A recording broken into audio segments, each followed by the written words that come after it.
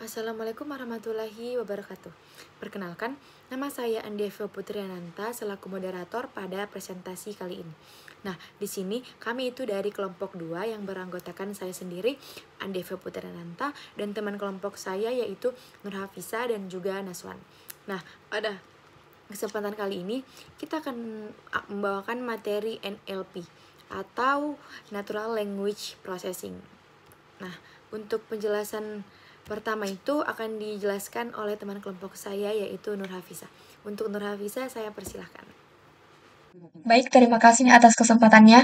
Jadi tanpa kita sadari bahwa keseharian kita telah didukung oleh teknologi NLP.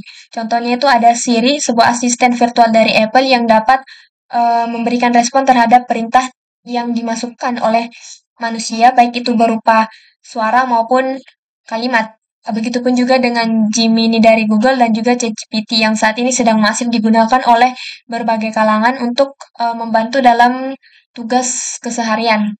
Nah, kemudian kita perlu tahu apa itu NLP. Jadi, NLP itu merupakan bagian dari kecerdasan buatan di mana komputer mampu memahami bahasa alami dari manusia, seperti tulisan maupun suara yang sering digunakan dalam keseharian manusia.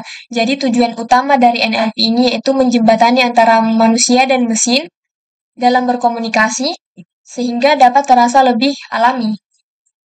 Nah, bagaimanakah cara kerja atau bagaimanakah NLP ini bekerja? Jadi, ada beberapa tahapan yang dilakukan oleh teknologi ini. Misalnya ada sebuah data input berupa kalimat, yaitu saya sedang mempelajari pemrosesan bahasa alami di kampus. Nah, tahapan yang pertama yang dilalui yaitu ada tokenization, di mana tokenization ini tuh pemisahan kalimat menjadi kata per kata. Jadi contoh pada kalimat di atas ini maka dipisah menjadi kata saya, kemudian kata sedang, kata mempelajari, dan seterusnya. Kemudian ada tahap stop word removal. Pada tahap ini itu dilakukan penghapusan pada kata yang tidak terlalu penting dan tidak begitu bermakna. Nah, contohnya itu pada kalimat di sini kata sedang dan juga atau kata di. Nah, kemudian tahap selanjutnya yaitu lemmatization dan stemming. Pada tahap ini tuh mengubah kata menjadi kata dasarnya. Pada contoh di slide ada kata mempelajari.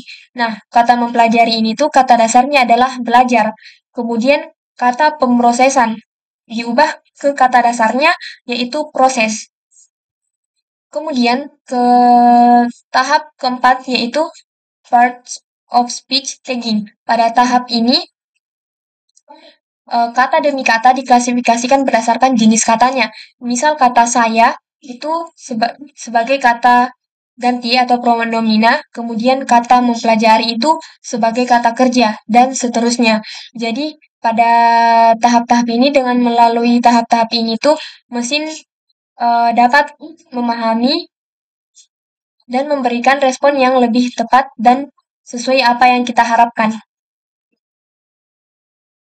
Baik, untuk selanjutnya itu demonstrasi terkait website sederhana yang telah kami bangun, di mana di sini tuh kami membuat sebuah website sederhana untuk mendeteksi kalimat toksik, entah itu mengandung unsur toksik ataupun non-toksik nanti akan dideteksi dalam form input ini.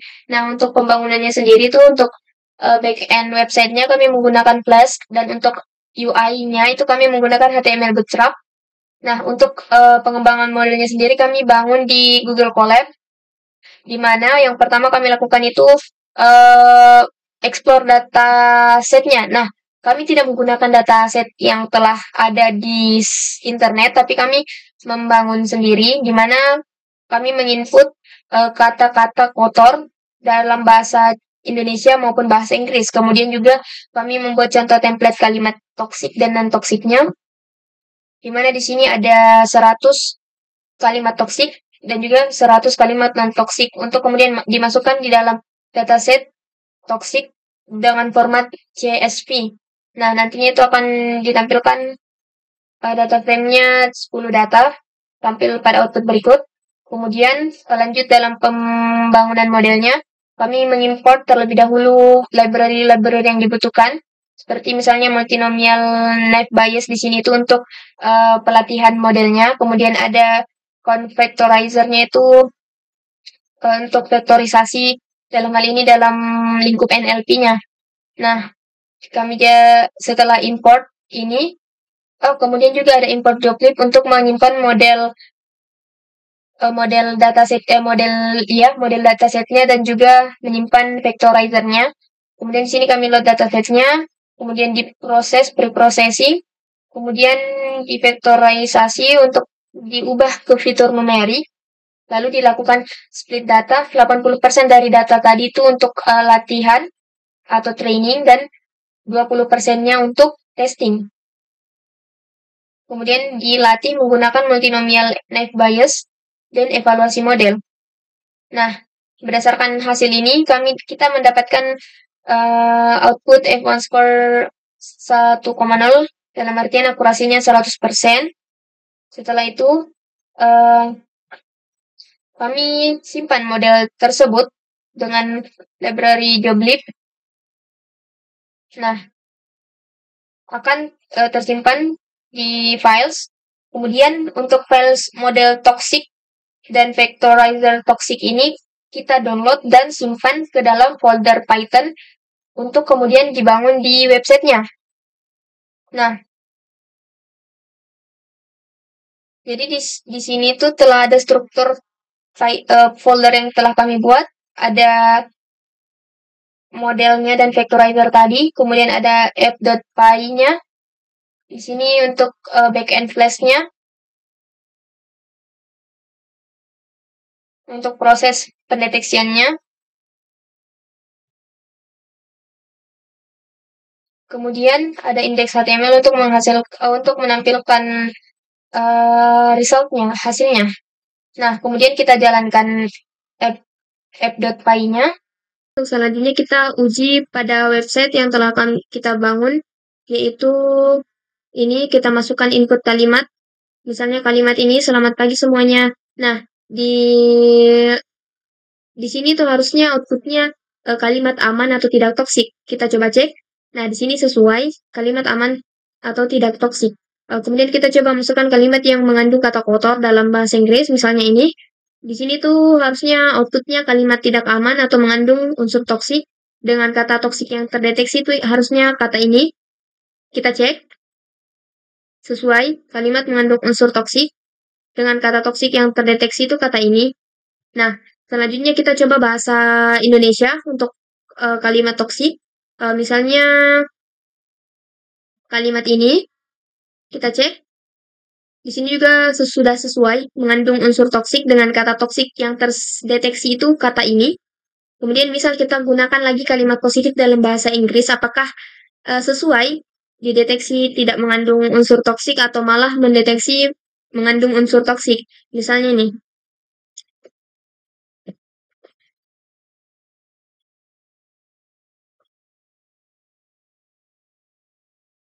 She is beautiful, kind, and amazing.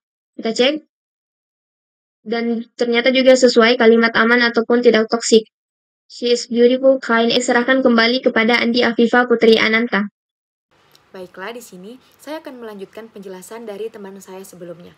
Nah, di sini itu yang pertama itu ada word embedding. Nah, word embedding ini mengubah kata menjadi vektor angka dalam ruang multi dimensi. Nah, yang mempresentasikan makna dan hubungan antar kata.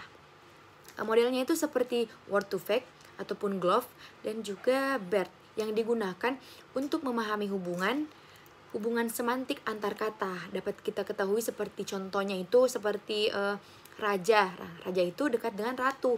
Ataupun contoh berikutnya itu ada mobil. Nah, mobil ini dekat dengan motor. Itu tadi contohnya. Untuk gambarnya dapat kita lihat di atas ini. Selanjutnya pada slide berikut ini ada algoritma dan juga model NLP. Nah, salah satunya itu adalah naive Bayes atau naive Bayes ini merupakan model probabilistik yang digunakan untuk klasifikasi teks. klasifikasi teks. Nah, native Bayes ini juga efektif dalam tugas-tugas yang melibatkan klasifikasi sentimen atau juga identifikasi topik.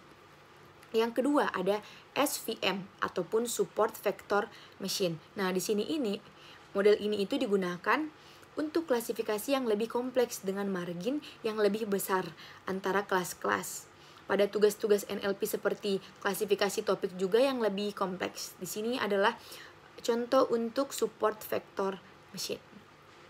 Dan yang ketiga itu ada Recurrent Neural Networks atau RNN. Nah, sebelum hadirnya model transformer, RNN ini dan variannya itu seperti LSTM atau Long Short Term Memory. Sering digunakan untuk memproses teks yang berbentuk urutan seperti penerjemahan bahasa atau pengenalan suara. Dan yang selanjutnya itu adalah transformer. Nah, yang terakhir ini adalah transformer. Transformer ini modelnya itu kita telah menjadi lebih standar baru dalam NLP dan menggunakan dasar dari berbagai model mutakhir seperti BERT, GPT, dan juga T5. Nah, di sini transformer itu menggunakan self-attention untuk mengidentifikasi konteks kata dan dalam teks panjang. Baiklah, itu tadi penjelasan dari saya. Untuk penjelasan berikutnya akan dilanjutkan oleh teman kelompok saya. Terima kasih. Assalamualaikum warahmatullahi wabarakatuh. Perkenalkan, saya Naswan. Di sini saya akan melanjutkan presentasi dari teman saya sebelumnya. Nah, pada slide ini saya akan menjelaskan beberapa contoh penerapan dari NLP atau Natural Language Processing dalam kehidupan sehari-hari maupun di dunia industri digital. Nah, yang pertama itu pendeteksi spam. NLP digunakan untuk menyaring email atau pesan yang terindikasi sebagai spam dengan menganalisis isi teks dan pola bahasa yang mencurigakan. Yang kedua, mesin penerjemah bahasa seperti Google Translate. Teknologi ini memanfaatkan NLP untuk memahami struktur kalimat dan konteks sehingga kita menghasilkan terjemahan yang lebih akurat. Nah, yang ketiga, virtual assistant dan chatbot. Contohnya seperti Siri, Alexa, atau chatbot pada website. NLP memungkinkan sistem ini untuk memahami pertanyaan pengguna dan memberikan jawaban yang sesuai. Yang keempat, analisis sentimen media sosial. Ini digunakan untuk mengetahui apakah opini masyarakat terhadap suatu produk atau isu bernada positif, negatif, atau netral berdasarkan postingan dan komentar mereka. Nah, yang kelima, text summarization. NLP dapat digunakan untuk membuat ringkasan otomatis dari dokumen atau artikel panjang sehingga mempermudah kita dan dalam memahami isi utamanya. Itulah tadi beberapa penerapan NLP. Nah, selanjutnya kesimpulan yang dapat diambil dari materi yang saya bawakan yaitu Natural Language Processing atau NLP adalah teknologi inti yang memungkinkan komputer memahami, memproses, dan merespon bahasa manusia melalui proses seperti tokenisasi dan faktorisasi. Teks diubah menjadi angka agar bisa dibaca oleh mesin. Kemudian dengan bantuan model machine learning dan deep learning, komputer mulai memahami makna dan bahasa konteks bahasa dalam kehidupan sehari-hari. Kita memanfaatkan NLP dalam berbagai bentuk seperti Google Translate untuk menerjemahkan bahasa, chatbot, layanan pelanggan, fitur voice assistant seperti Siri dan Google Assistant, hingga pendeteksi spam di email dan analisis sentimen komentar media sosial. Dengan hadirnya model seperti BERT dan GPT, NLP kita mampu memberikan respon yang semakin alami dan relevan. Terima kasih.